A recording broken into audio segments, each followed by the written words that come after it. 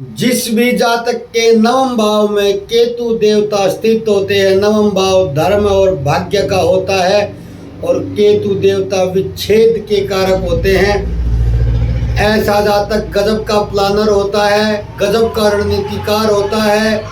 ऐसी योजनाएं कागजों में वो बनाता है, ऐसी योजनाओं का प्रदर्शन करता है कि देखने वाला दंग रह जाता है। लेकिन इसकी योजनाएं सिर्फ कागजों में ही होती है और कागजों तक सीमित रहती है, कभी भी योजनाओं को फलीभूत नहीं कर पाता, इम्प्लीमेंट नहीं कर पाता है। परिश्रम से बहुत ज़्यादा डरता है, परिश्रमी नहीं होता है। मेहनत से जी चुराने वाला अक्सर इस जातक को देखा जाता है, कार्यों को नियमित नहीं करता है। अनियमितता इसके जीवन का अभिन्न अंग होती है और इसी के कारण इस जातक को बार बार जीवन में असफल होना पड़ता है, या ये कह सकते हैं कि यही लक्षण इसके असफलता का कारण होते हैं। नवम भाव में स्थित केतु के लक्षणों, फलों, परिणामों को लेकर आपके सम्मुख उपस्थित हूँ। जय भोलेनाथ, जय जगन्नाथ। केतु जब नवम भाव में स्थित होता है तो जातक का धर्म, विश्वास, गुरु और अन्य आस्थाओं के प्रति दृष्टिकोण असामान्य होता है। यह जातक परंपरागत धार्मिक आचरण से संतुष्ट नहीं होता, वह धर्म की मूल भावना को खोजना चाहता है, ग्रंथों के शब्दों में नहीं, अनुभव की कसौटी पर।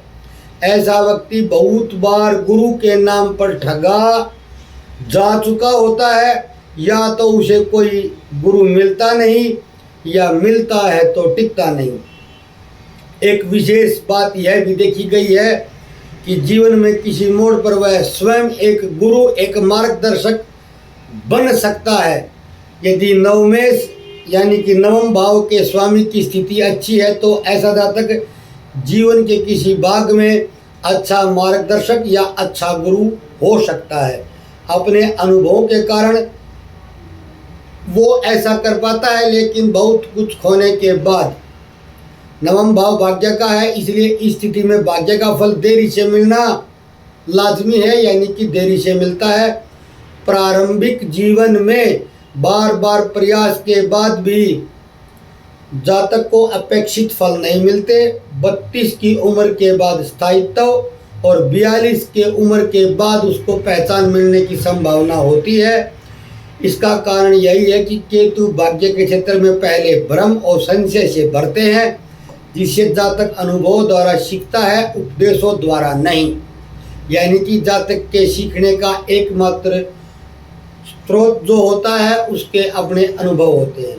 ऐसे व्यक्ति को धर्म के पाखंड से घृणा हो सकती है, वह केवल कर्म और नीति को ही धर्म मानता है, परंपरा और रूढ़ियों को चुनौती देता है।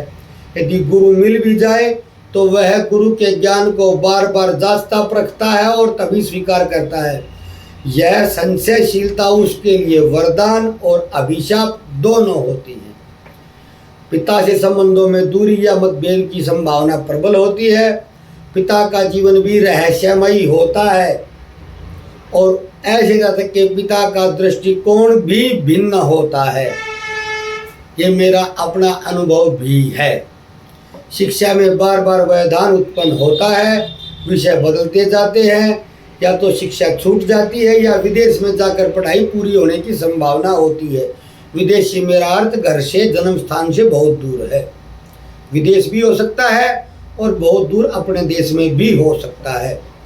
व्यावसायिक दृष्टि से यह योग व्यक्ति को शोध, अन्वेषण, डेटा विश्लेषण, ज्योतिष, मनोविज्ञान, वैकल्पिक चिकित्सा, गूढ़ विद्या या रहस्यमय विद्याओं की ओर ले जाता है।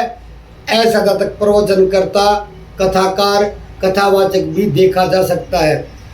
पारंपरिक नौकरियों या नियमित शिक्षकीय भूमिकाओं में यह संतोषप्रद नहीं रह पाता है। यह योग जातक को विदेश यात्रा अवश्य दे देता है, लेकिन वहाँ पर भी वह संघर्ष करता है। मानसिक एकाकीपन, दिशा भ्रम या अकेले निर्णयों का दबाव उसके ऊपर बना रहता है। इस स्थिति में जातक को सफलता प्राप्त करने के लिए दो बातें अत्यंत आवश्यक है। एक तो वो श्रेष्ठ और सच्चे मार्गदर्शक को चुने दूसरा, पिता या पिता तुल्य व्यक्तियों से आशीर्वाद ले, आंतरिक समायाचना करता रहे और उनकी सेवा करता रहे।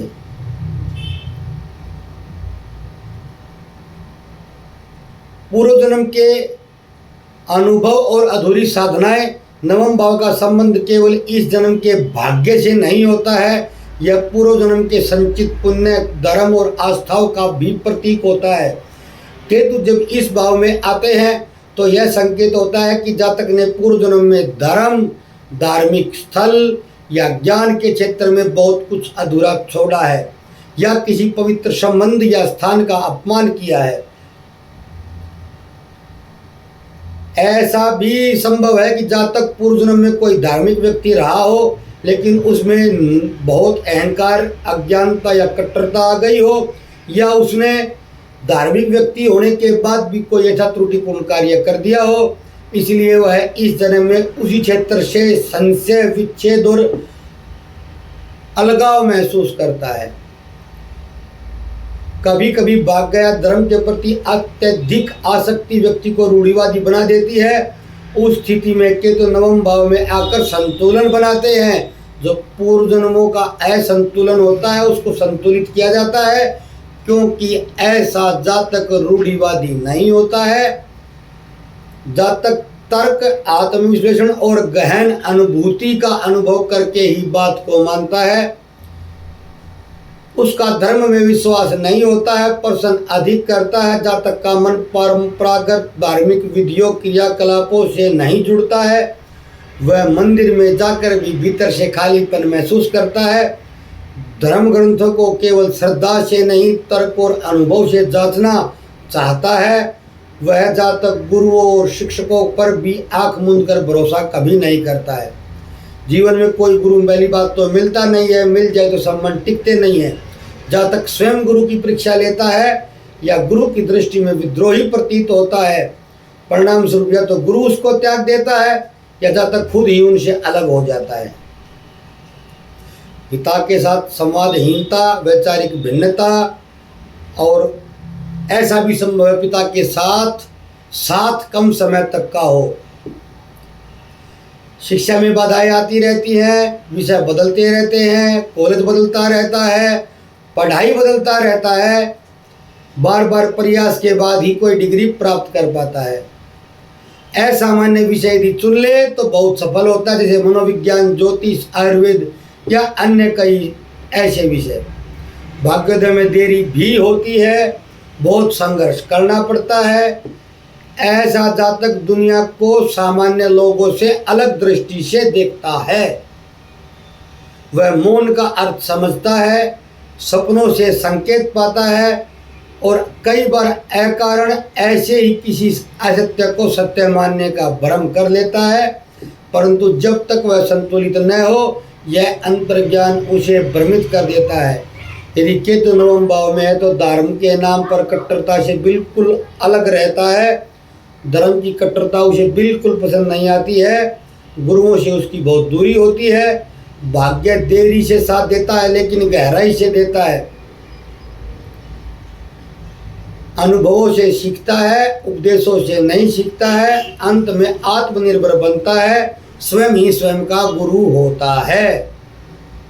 ये नवम भाव में केतु पर मैंने अपना वो बताया है जो मैंने सीखा, जाना, समझा। अब मैं आपको नवम भाव में स्थित केतु के उपाय बताने वाला हूँ। एक बात नोट कर लें, यदि नवम भाव में केतु है तो अमावस्या को पीपल के वृक्ष की जड़ में आप जल निरंतर देते रहें। जल देना ही इसका सबसे सरल उपाय है। आप यदि नवम भाव में केतु के जातक हैं तो किसी भी अमावस्या को चूके नहीं, विशेष ध्यान रखें, आपको 100% लाभ होगा। निर्धन को, भिखारी को, गरीब व्यक्ति को या श्रमिक मजदूर को चप्पलों का दान करना भी इस स्थिति में लाभ देता ही है। छोटे बच्चे की शिक्षा की व्यवस्था करवाना या शिक्षा संबंधित वस्तुओं का दान भी नवम भाव में स्थित केतु के दुष्प्रभावों में कमी लाता है। मंदिर की शिखा पर, मंदिर की चोटी पर लाल रंग का ध्वज चढ़ाना भी नवम भाव में स्थित केतु का एक बहुत अच्छा उपाय है।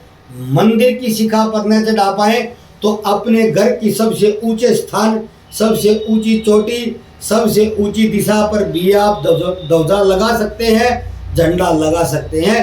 नैऋत्य कोण में भी लगा जा सकता है, लेकिन उसके लिए विभिन्न स्थितियों में विभिन्न रंग देखना पड़ता है। मंदिर में यदि आप जाए तो लाल रंग का झंडा आप लगा सकते हैं। झंडा चढ़ाना नहीं होता, झंडा लगाना होता है। झंडा चढ़ाना होता है, ध्वजा चढ़ानी होती है, वो मंदिर में अर्पित करनी होती है।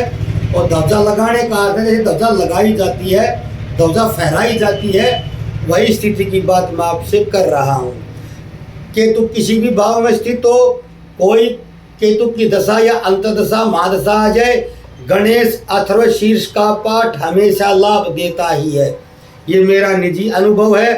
केतु की महादशा या अंतदशा आ जाए, नवम भाव में हो, अन्य किसी भाव में हो, अपनी प्लानिंग, अपनी योजनाएं और अपनी बातों को गुप्त रखना एक इसका सबसे अच्छा लाभ उपाय है। यदि योजनाएं बताते हैं तो योजनाएं फेल हो जाती है, फलीभूत नहीं होती है। नवम भाव का केतु के जातक को ये ध्यान रखना चाहिए, वो जितनी अच्छी योजनाएं बनाकर लोगों को बताएगा, वो योजना जमीन पर कभी भी फलीभूत नहीं होगी। यदि केतु की महादशा में कोई शरीर से पीड़ा मिल रही है तो काले और सफ़ेद तिल बराबर मात्रा में मिलाकर बहते जल में प्रवाहित प्रत्येक बुधवार को करने चाहिए, जब तक आशातीत लाभ न प्राप्त होने लगे। केतु की महादशा जब आती है तो सांसारिक सुखों के लिए अच्छी नहीं होती, लेकिन आध्यात्मिक उन्नति के लिए बहुत उत्तम समय होता है। केतु की महादशा में जातक को मेडिटेशन, ध्यान अवश्य करना चाहिए, अपने अंदर जाने का प्रयास करना चाहिए, क्योंकि जो केतु दे सकता है वो कोई नहीं दे सकता है। जन्म जन्म की यात्राओं की पूर्णता सिर्फ केतु पर निर्भर होती है। इससे बड़ी बात बोलना मेरे लिए संभव नहीं है। वीडियो अच्छा लगा हो तो वीडियो को लाइक करें, कमेंट करें। आपके अनुभव कैसे हैं आप कमेंट करके मुझे बता सकते हैं। अगली किसी वीडियो में कल फिर मिलते हैं, तब तक के लिए धन्यवाद। जय भोलेनाथ, जय जगन्नाथ।